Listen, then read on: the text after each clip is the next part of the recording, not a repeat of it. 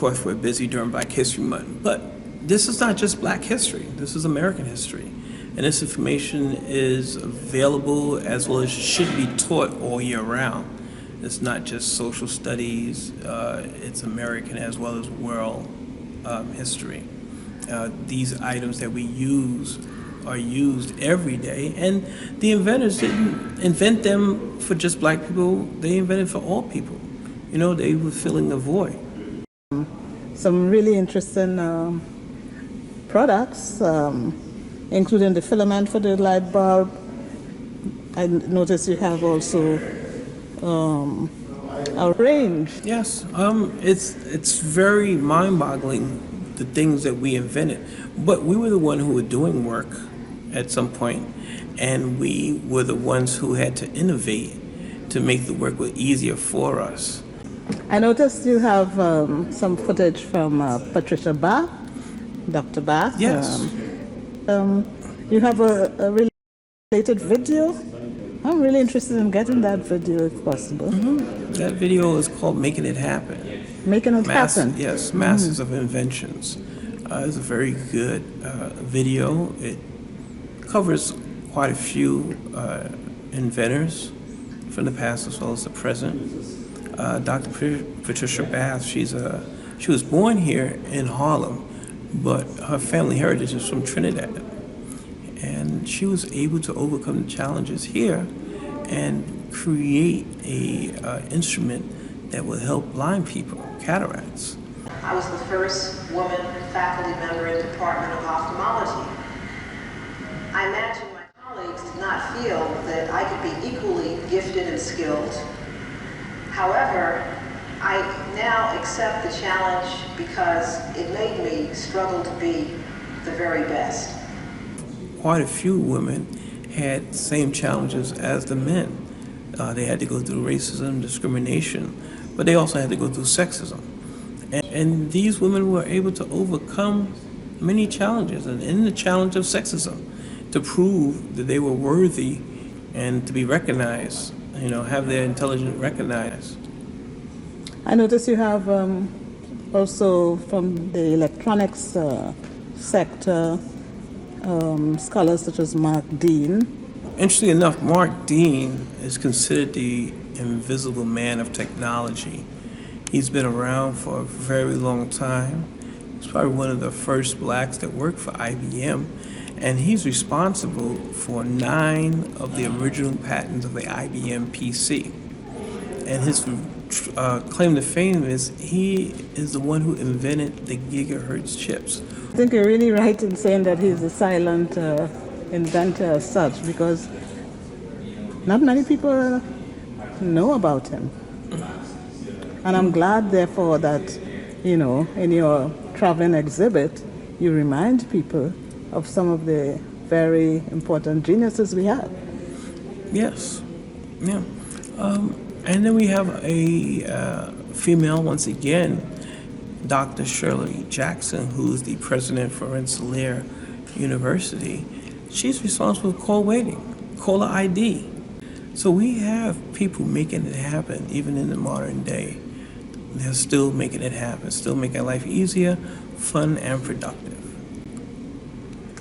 Which of the inventions are you particularly excited about? Johnson.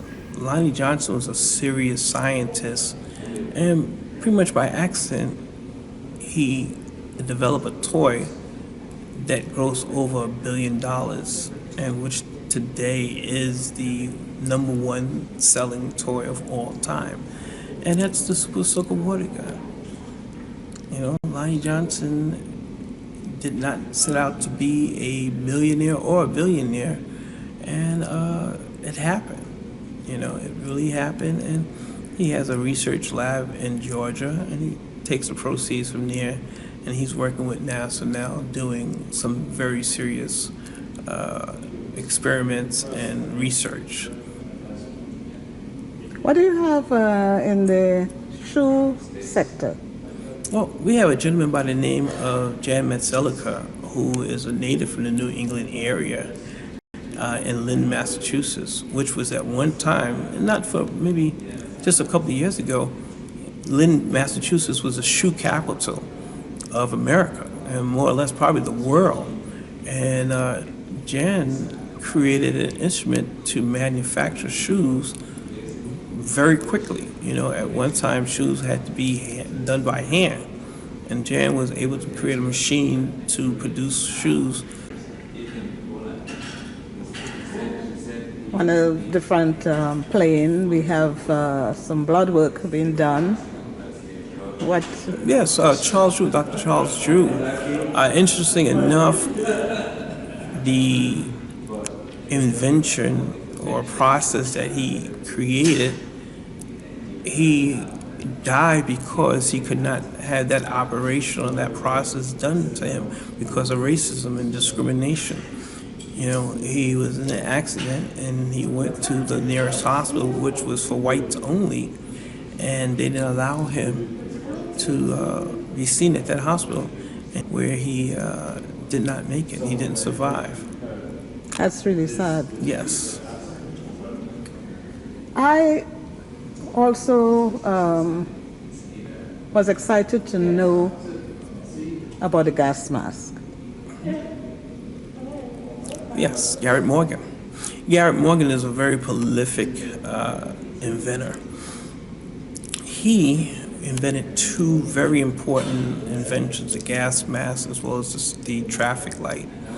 And when he invented the gas mask, because of racism and discrimination, they didn't look at the gas mask as anything serious. They kind of downgraded and told him that, you know, it came from a black person and probably wouldn't work and probably wasn't going to be good at all. It's not until years later when miners got stuck in a mine and they needed someone to go in and save them. They needed some type of apparatus, a breathing apparatus, a gas mask to save the gentleman. And Garrett Morgan was called, and this was his time to shine, to show that his invention is good and it worked. And after he saved them, interesting enough, the gas mask was adopted by the military as well as other agencies in America. And many years after that, you know, he witnessed a very tragic traffic accident and realized that we needed some type of automatic machine to control traffic, you know, from stop and to go, and have the flow of traffic to move freely. And he invented the traffic light. So Garrett Morgan was a very, very prolific inventor. Very interesting.